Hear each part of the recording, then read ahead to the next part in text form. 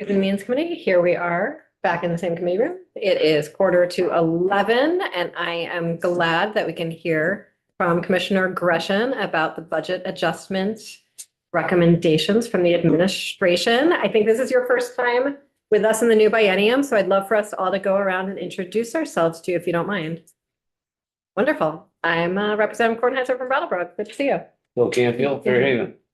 Teddy Wozniak, Berry City. Rebecca Wilson, Windsor Orange too. Marty Feltus, Caledonia. Nice to see you back. Thank you. Mark Pigley up Mole. Jim Matson, welcome back to the committee, even in this different room. The commissioner is a former Ways and Means member back a while ago. Yeah, he and I used to sit right corner to corner of each other and pass notes all during the committee. It was great. Carolyn Brannigan from Franklin County. Burkhart from South Burlington. Nice to meet you. Charlie Kemble from Woodstock. Commissioner, you back. Welcome back. Hey, Chris. So Adam Gresham, Commissioner of Finance and Management. And just by way of introduction, I joined the administration back at the outset, officially in July of 17. And so anyway, it's good to be back at this committee. And thank you for inviting me, Madam Chair.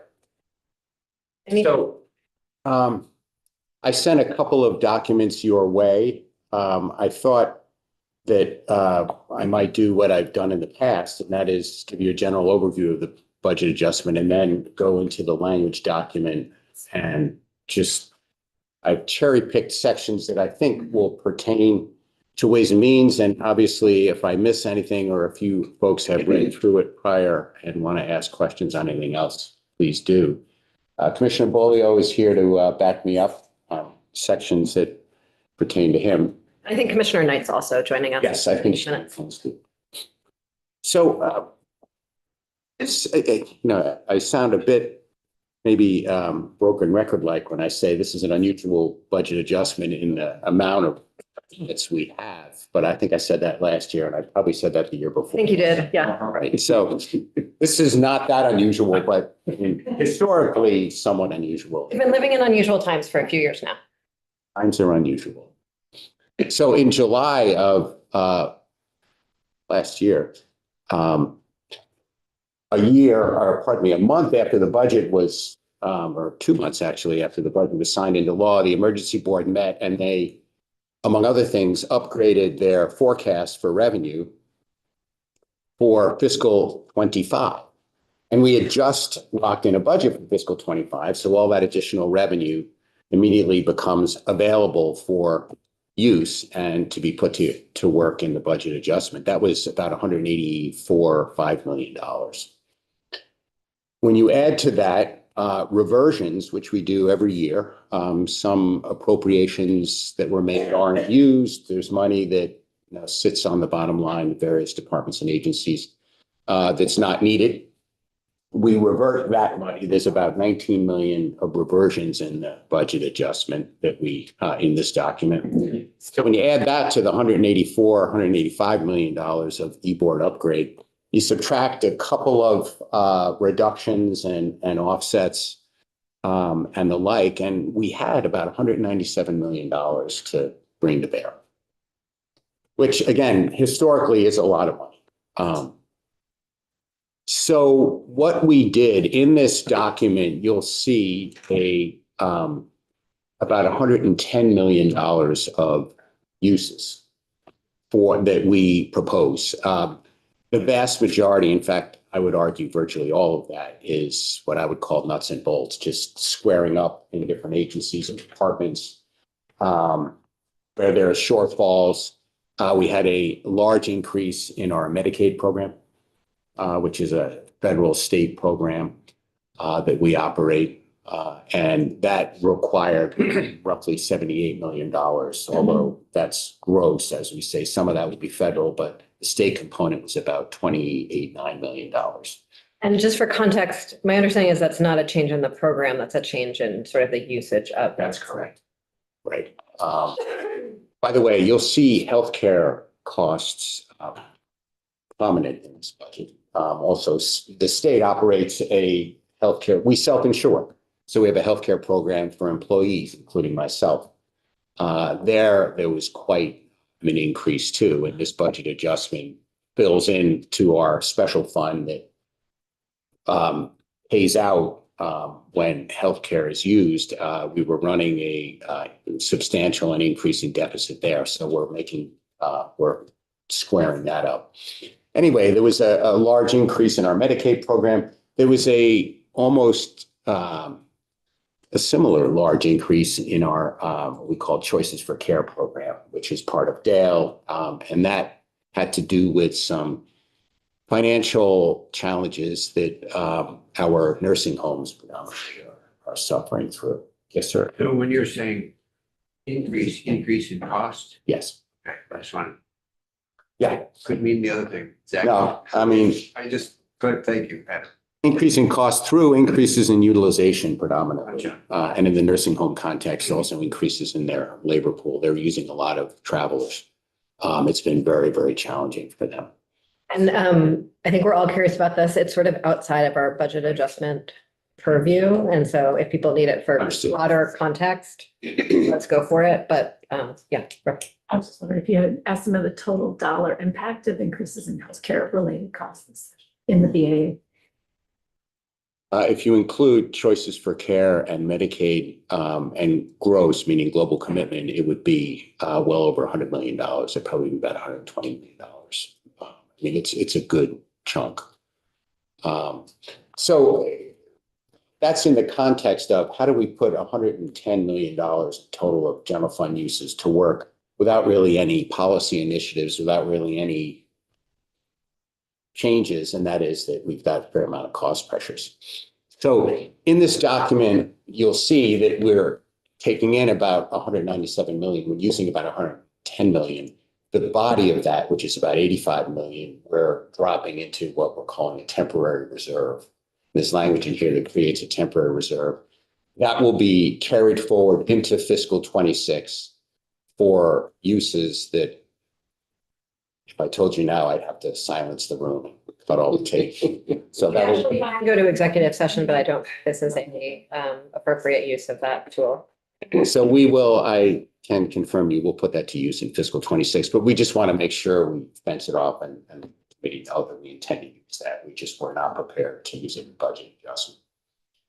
So that's the general construct. What I thought I would do is to the chair's point, just go to the chart and show you the areas that I think pertain to this committee. That starts on page 28, which is section 41. And I'm assuming that that would be of interest to this committee because that deals with the Ed Fund and with money flows within the Ed Fund. And, you know, and this is actually a good story. By that, I mean, it's actually small savings within the education fund. If you start at sections 40 and 41, actually, that is a small expense, albeit I would say it's a good expense. It's for the greater use of the adult diploma program, which is a general fund, education fund joint venture. So there's a small increase in both general fund and education fund for a total of $500,000 between the two of them. That's section 41, 40 and 41. In section 42, this net will be an $11 million gain for the Ed Fund, or another way of putting that is $11 million lower usage. And of that 11, $8 million is simply a savings in education payment. That's the big kind of chunk of Ed Fund usage. That's what goes out to all the districts when they vote their budgets. And there was an estimate for the education payment made by the Agency of Education, which turned out to be about $8 million, which when you think of almost $1.9 billion Ed payment, it's kind of a rounding error. So it's not that unusual that you have some truing up. The good news is the true up is on the good side in that less $8 million usage. There's another $3 million bizarre double booking, which is very unusual. So I think it was last year or maybe the year before where they created a separate line item for English language learners. 127, when we passed 127. At 127. So which is fine and good, except what we didn't do is back that out of the education payment. Normally that was paid as, I believe, part of school budgets. So schools that had the need for these services, they paid for it out of their budgets. So thus it was in the big education payment line. When we created a separate line item, we never backed it out of the ed payment. So essentially we double booked it. So we're taking it out of the education payment line. So when there's $8 million of savings from school budgets, another $3 million from backing out the English language learner from the ed payment, that's a total of $11 million. That is going to drop to the bottom line of the education fund unused. In addition, there's another $2.9 million that is a truing up of what the cost of universal meals will be. Folks, we usually have our witnesses share their screen. Would it be helpful for Sorsha to be sharing her screen so we saw the sections that Adam was talking about? Me. Okay, okay, we're gonna do that. And also, because budget adjustment and e-board are so incredibly close together this year, are the next Ed Fund Outlook, what we look at, we'll be able to add columns for both of those things. So whenever Adam talks about moving things to the bottom line and see what that looks like on the Outlook, he started looking at yesterday. So the good news in this is that in total, just under 14 million, $13.9 million of savings anticipated from this fiscal year. That is new. When the commissioner wrote his December 1st letter, he knew of $24 million of reversions from the prior fiscal year. That factored into the December 1st letter, and thus the tax rates that were estimated then. This is an additional $13.9 million of savings anticipated from this fiscal year. So the good news there is that will be available in the Ed Fund, and to the extent that those dastardly people at the emergency board reduce the forecast for the education fund for the non-property tax revenue in the Ed Fund, this can be available as an offset, which is kind of good. Out of curiosity on universal meals, have you got any data on demand and whether there's been any changes in who's participating in the program? Great question for the agency. We'll do a deep dive on that. School meals will get its time in the. So, those are the changes in the education fund. If you do have the document in front of you, the only other thing I would point to you is in section 44, shows you the total allotments or the total appropriations for the education fund. It's interesting to note that the education fund outlook it's an operating statement. It's not an appropriations bill. And the same is true actually for the T fund. That's essentially a suggestion. All the appropriations happen in the big bill. So all the appropriations for education happen in the big bill, in section 516 shows you, they happen in the B500 section, but section B516 and section 44 here shows you the entirety of education appropriations. And the 2.309 number, that comports with the uses in the education fund outlook, total uses. But what is not in the education fund outlook and is in the general fund is when you look and you see the $229 million, that shows you the general fund payment for education. And that includes the Agency of Education, which is roughly 13 million or 14 million of that. But the lion's share of that is the teacher's pension fund payment, some of which happens in the Ed Fund for what they call the normal costs. In other words, the cost of current employees, current teachers and staff members and the like. But the additional cost is the unfunded liability paid out. There's been an unfunded liability that's built up over 20, 30 years. And the decision was made long ago to put that as a general fund cost. And that in the fiscal 25 budget will be about $210 million.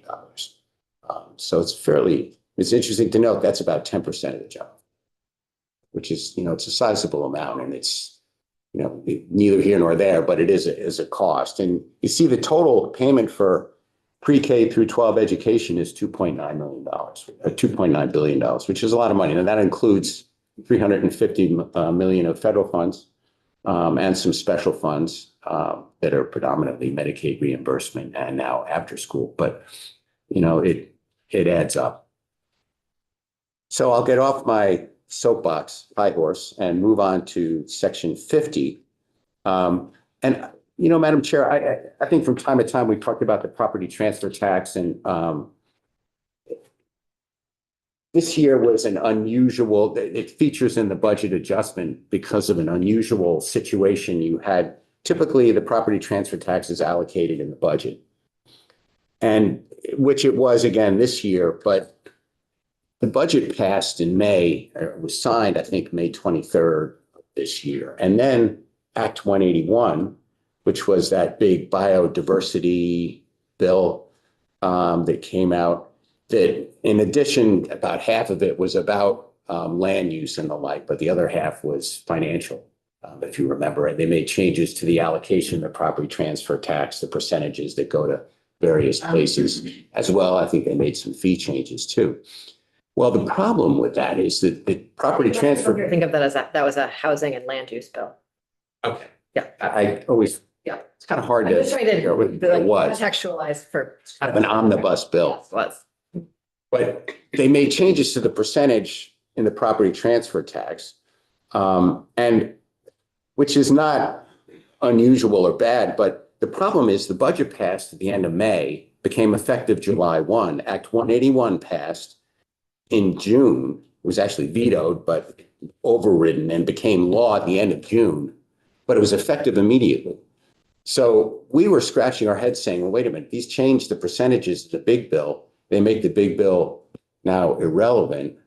So how do we square it up? So there was in the legislative letters of intent, which they write after a budget if there's some uncertainty, instructions. And so Finance and Management worked with the Joint Fiscal Office to put the language that you see in this bill that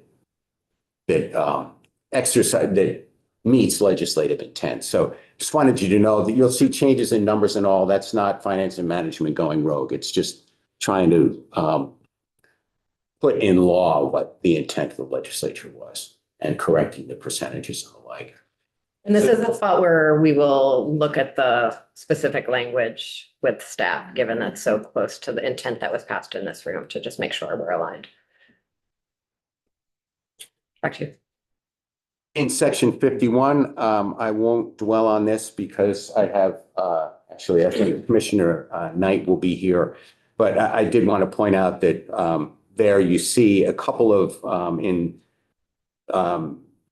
section 51, you see some changes to a number of different funds, but among them, Sports Wagering Enterprise Fund. There's a slight decrease in the amount of revenue anticipated. Similarly, in the Liquor Control Fund, you see about an $11 million decrease in what we can anticipate at the end of the year. And so I know Commissioner Knight will speak to that, but I did want to point out that is in section 51. In section 52, you see reversions, and this is what we do at the end of a fiscal year to take money that is being unused. Question. Sorry. Can you talk a little bit about in section 51, the one-time transfer from the general fund to the education fund and your thinking? And which part would that be? It would be D1011K. 49, section 51. So that was in the big bill. That's not changing. Okay, Yeah, that's the last year. Okay, I thought it was anything. Sorry. yeah, the things that are changing are Revise underlined. edit my question I out. should have mentioned that. So thank you for mentioning. Representative Menson. Yeah, thank you for bringing that up. The general fund can't transfer.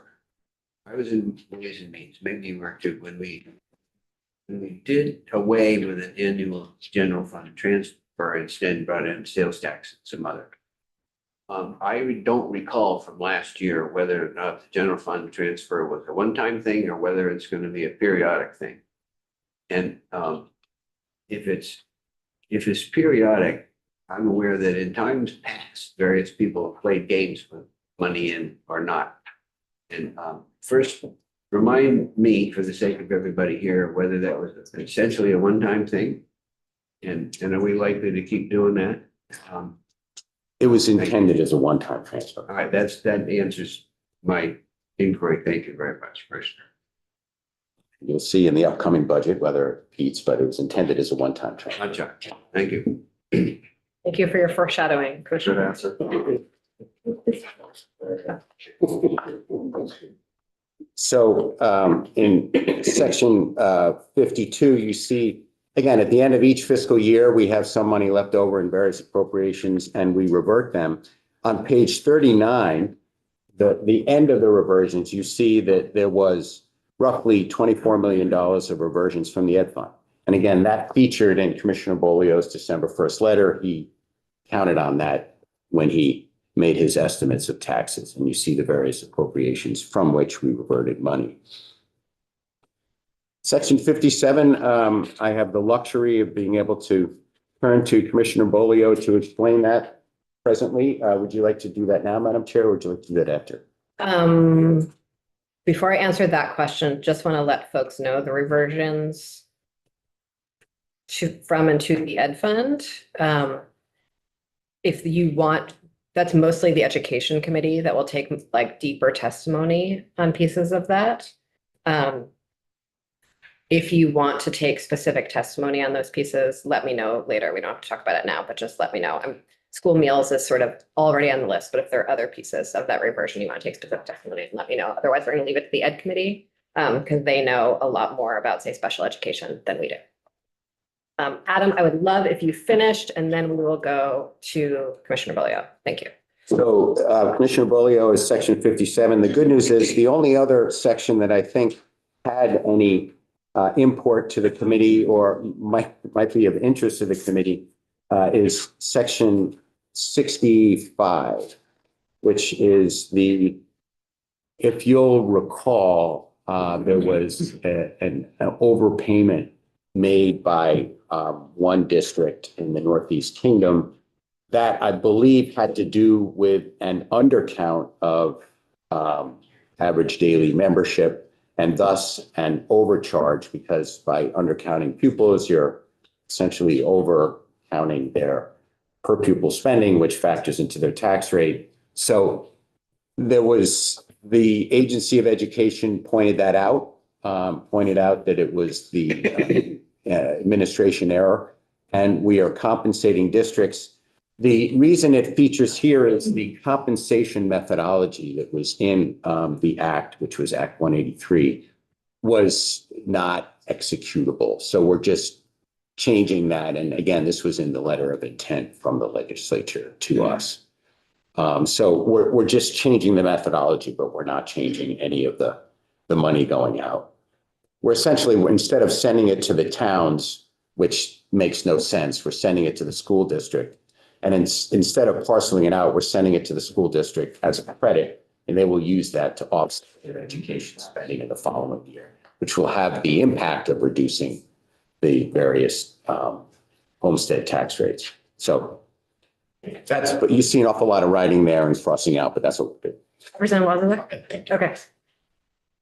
And that is all I got. Thank you. I know there's a lot of happenings in details of special fund in here. In the last few years, we started paying more attention to special funds because of the relationship between fees and special funds. And so we might spend some time on that later, but don't need to. Fair enough. Thanks. Happy to come back at your Nice to see you. pleasure, Madam Chair. Looking forward to next time. Commissioner Bolio. It's going to be busy this year. What do you got? All right, good morning. Good morning. Notes here. Not as official looking. That's impression, yeah. You have scribbled notes on a pad. Yeah, fair. It's, my part of the world is smaller. Okay. For the record, Craig Bolio, Tax Commissioner. Thanks for having me. So what I was planning to do is speak to that section 57, which impacts a bill that the legislature passed this year, and I know this committee worked on, and then talk about some of the reversions that are in the list that have to do with either my department's operating costs or grants that we pay out. So section 57 is a 1-year delay in the transition for the telephone personal property tax and telephone gross receipts tax. For folks who were in this committee last year, you'll probably remember there are two small tax types, telephone personal property tax and telephone gross receipts tax that my department administers. It's essentially tangible personal property that's for telephones, telecommunications, and communications. The telephone personal property tax has been on the books for a long time. It doesn't have very many taxpayers, doesn't bring a lot of money in, and it's paid in lieu of property taxes. And then the telephone gross receipts tax has even fewer payers and is paid in lieu of corporate income tax. So last year, one of the efforts in this committee that my department helped work on and the governor signed the bill was a reform to that, to put a little bit of a broadened definition and modernized definition for the definition of communications property. But it repealed those two small tax types and just said that communications property will now go on the grand list and be treated as a real property and have property taxes paid on it. To do that, there was some money appropriated and essentially a structure set up that said the tax department will help towns in valuing those assets, because those are new assets that local officials were going to have to value if there was no intervention. So the department put out an RFP to do that. It was very similar to the effort that we've taken, I would say very similar at a high level to the effort that we took with electric transmission and distribution, where the state is going to have a role in helping to value those assets. So we thought it was a good idea. We still think it is, but the RFP bids came back and we just realized we need a little more time. It was originally going to be effective for this grand list year coming up in April, but we need another year to do it. And we want to make sure that we do it right. So that people are paying their fair share. So the language in this just basically says everything goes out a year. The telephone personal property tax and telephone gross receipts tax will be paid for 1 more year, and they will become part of the April 2026 grand list. And some of the sort of philosophy behind some of that is in the Act 68 report that we're going to talk about next week.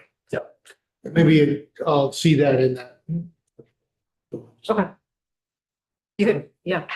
Question in regards to maybe, years ago, I remember the telephone companies pretty much sold all their telephone poles, so they wouldn't have to pay a property tax on personal property tax on them. Is that included again in this, or? It's part of this. I mean, poles and wires and all that kind of stuff is part of it. I mean, from my chair, why this was attractive is, as a tax administrator, we don't love very small tax types that have very few taxpayers. It's a lot of overhead to manage, right? It's institutional knowledge when folks leave. But it was also a tax that had been on the books, I mean, still is on the books right now, for a very long time with sort of outdated definitions, right? So there was an opportunity to modernize those, make it a little more streamlined, get these assets and get these taxpayers into the tax types that are more frequently updated and reformed and kept modern.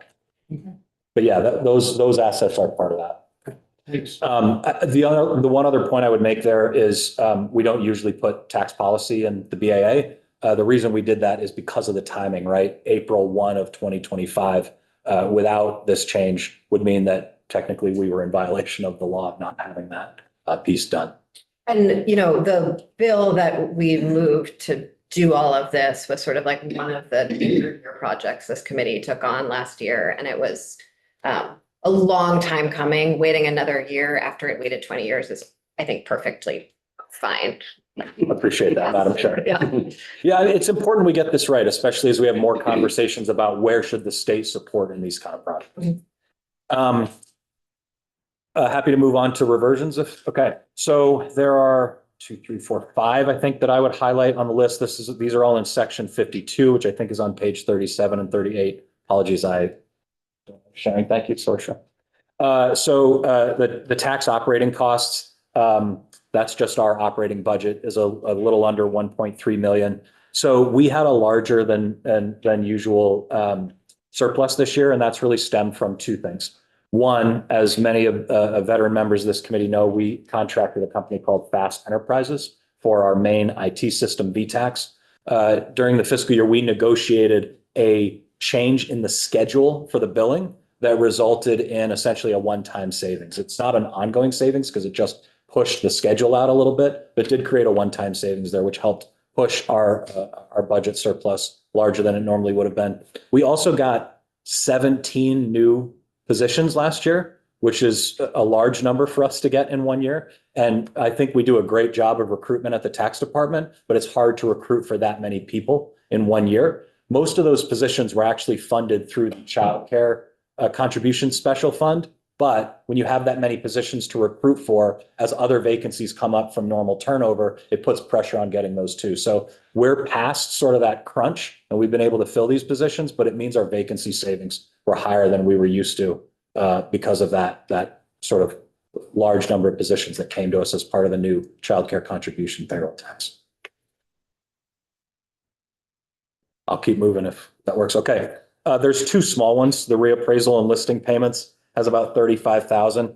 Part of that is the support that we have for hydro dams and complex commercial properties. That program just varies from year to year, depending on where those cases are, where those assets are in sort of the cycle of where they are getting reappraised. So we do think that the high level line item there is correct. It's just we've got some fluctuation every year. The use tax reimbursement program, that's the hold harmless for towns for the current use program.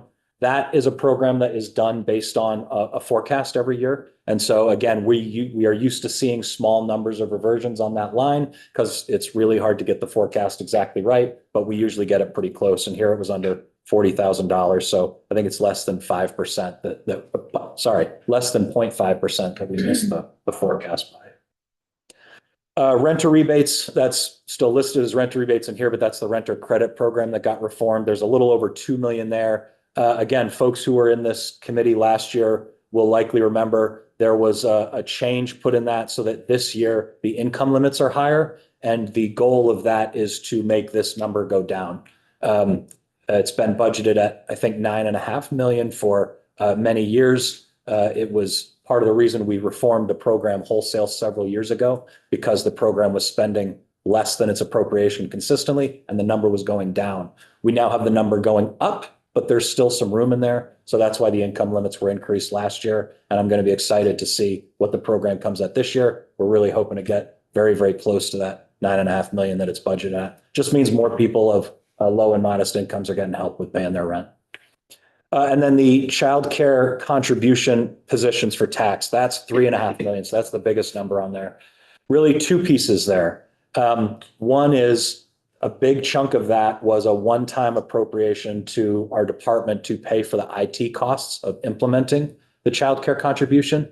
I don't remember exactly what we had costed that out as, but I know that when we costed it out, it was costed out as if it would be a completely standalone tax type in VTax. And that was because the definitions when we were first talking about it didn't quite line up with withholding. During the session, when we got to the finish line, by the end of it, they did line up better. And so we were able to put it in as part of the normal employer withholding process. So that's a big win for savings. It was a lot cheaper to do it that way. It's also a big win going forward for taxpayers because now those who have to file those are just doing it on one form. It's a lot simpler. So that was like a win-win-win, but it means that there was some extra money because we were able to do it in a way that we weren't sure that we could. And then also. So that will be ongoing. Well, that was the saving from the technology change. And then do you need less positions as well in the future? No. So the other part of this, and I actually might defer to the Joint Fiscal Office or others on this. We had asked for not all of the positions to be fully funded for the year, but then it happened. I'm not entirely sure. I think it maybe was easier for somebody to just do it that way, but we knew that we were not going to need all the positions fully funded for the year because, you know, you need a few people to help implement it, and then you needed people to answer the phones, but that was going to be coming in the latter part of the fiscal year. And again, we knew that it would take some time to recruit those. So no, I wouldn't say that it's reflective of needing fewer, but just the way it was constructed in that first year, we were expecting there to be a surplus there. That's all I had. Okay. Thank you very much for coming on over. Thanks for having me. We are hearing from Commissioner Knight next. I think she is in another committee room. And so we're going to take a break. Please stay on the floor, meaning this floor of the building.